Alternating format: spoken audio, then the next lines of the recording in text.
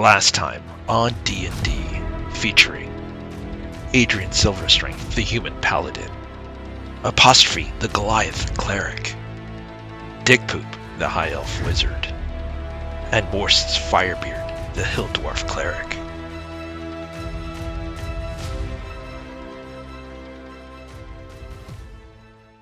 Alright, in this one I'm combining sessions 9 and 10. Even in the notes on the site, sessions 9 and 10 are combined, and I'm not even sure where session 9 ended and session 10 began, because it seems to be all one fluid thing. In this one, Rex Jams would actually leave, and session 9 officially left the game. His wife had a baby, so he departed from the game, and then the following session, in session 10, his friend, one of our co-workers, he also left the game because he ended up finding a job elsewhere. This would be the last game that Rex Jams is in, as well as Dick. And looking at this, I actually have no I have no idea where I was going with this story that I introduced. I'll just talk about it at the end. Alright, having defeated the hag from the Jade Forest, the party returns to Spire's Edge.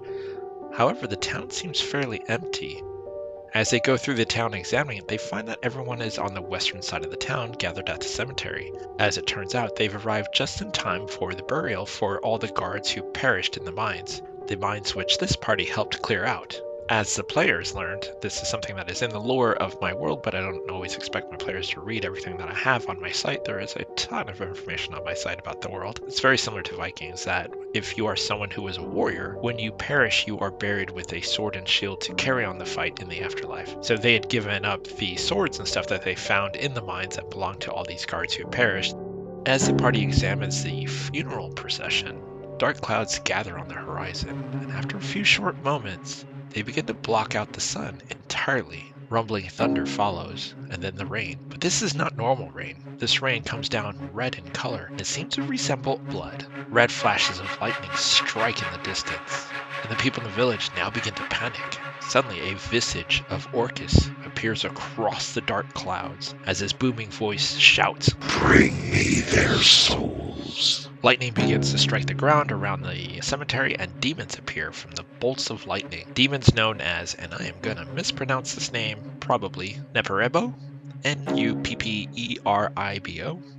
They appear and begin siphoning the souls from the fallen guards and the miners. The party leaps into action, but finds the demons resistant to their attacks. By the time they beat this round of demons, several of them have taken severe damage from the fight. During this fight, Adrian, Morsus, and Apostrophe, all who call upon their deity to get their magic, Adrian being a paladin, Morsus and Apostrophe both being clerics, it appears that their connection to their gods seems to be almost severed or hampered. Their magic is not striking as hard as it should be, and their heals are not doing as much as they should be, as if they cannot get the full power from their gods. But there's little time to give much thought about it before more lightning strikes happen, and demons known as the Wretched appear. Rather than go to the bodies in the ground, the Wretched begin going after anyone, wounded, alive, or dead. Adrian climbs on top of one of the wooden bleachers and jumps from the top, landing on one of the demons and punching it to death. When the Wretched are defeated, there is a pause. So Morsus, suspecting that the rain is causing the break in their connection to the gods, runs back into town and finds a tanner,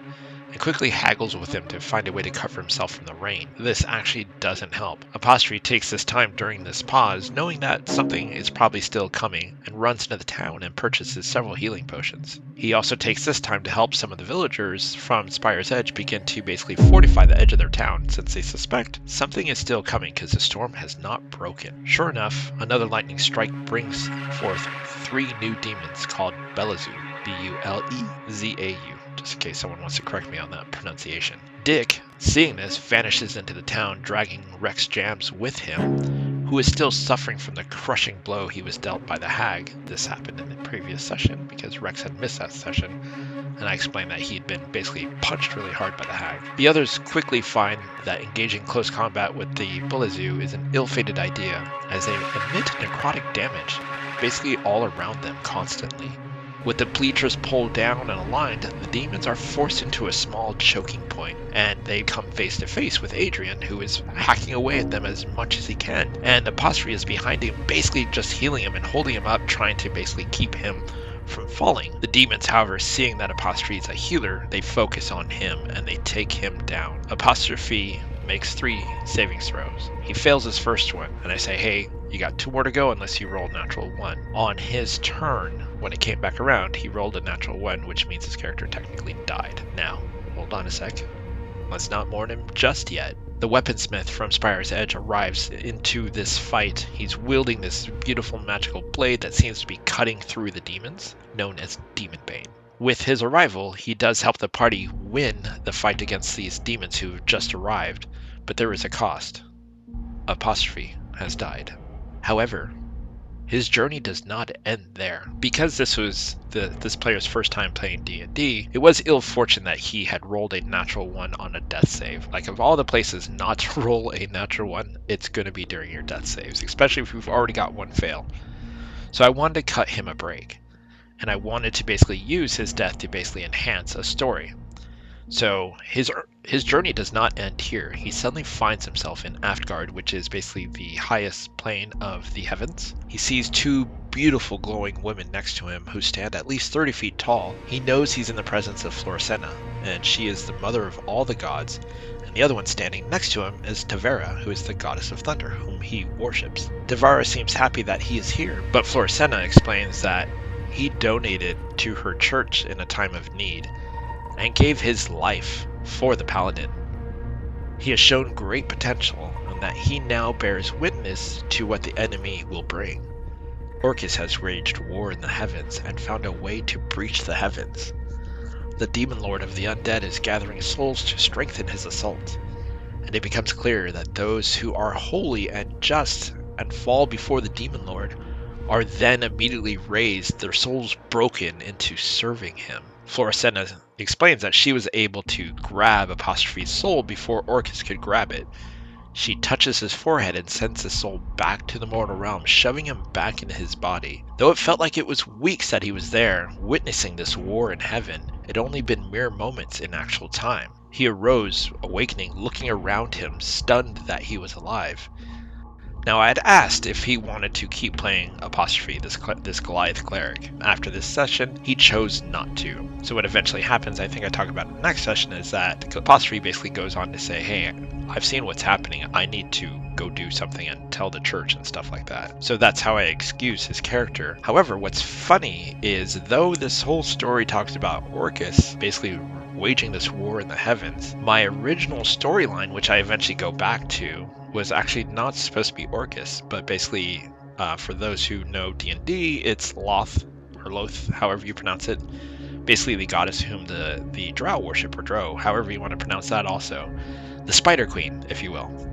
So that was my original plan. At some point while running this session, I apparently changed it to Orcus. And I can't figure out why, because my plan was always for having Loth ascend. And there was going to be this storyline with the dwarves and stuff like that. So, in hindsight now, whatever, 5 years back, I do not know why I changed the story to Orcus, other than he is probably one of my favorite demon lords in D&D. I'm not sure if I had a separate story for Orcus in this whole war in heaven, but there was already a plan that I had for a war in heaven that had to deal with Loth's ascension, or trying to prevent it and whatnot. So I don't know if I had a different story and I've just lost those notes of what I was going to do with this whole Orcus thing. But there was definitely a plan for the war in the heavens, but that definitely was the Spider Queen as far as I remember. Whatever I had planned originally for Orcus, I have no idea. Whatever notes I had are long gone. I now put them in a notebook, and those notebooks are all taped together, so I have a big, massive notebook to keep track of everything. But I think back then I was just writing things in Word, and after the session I would just delete the document. So I have no idea what my original plan for Orcus was, but there you have it. Orcus showed up, tried to claim some souls, and basically the heroes were able to fight off his demons and prevent him from grabbing these souls. They didn't actually fight Orcus himself, because that would have been horrible. Anyway, this will wrap up basically sessions 9 and 10. As I said, this session 9 is when Rex Jams officially left, and then in session 10, the person who played Dick was not present, and he officially, I think, leaves right after this session. I think session 10 is when he contacted us and said, hey, since Rex is also out, I got a new job elsewhere, I'm just going to dip out of the game. So that left us down 2 people.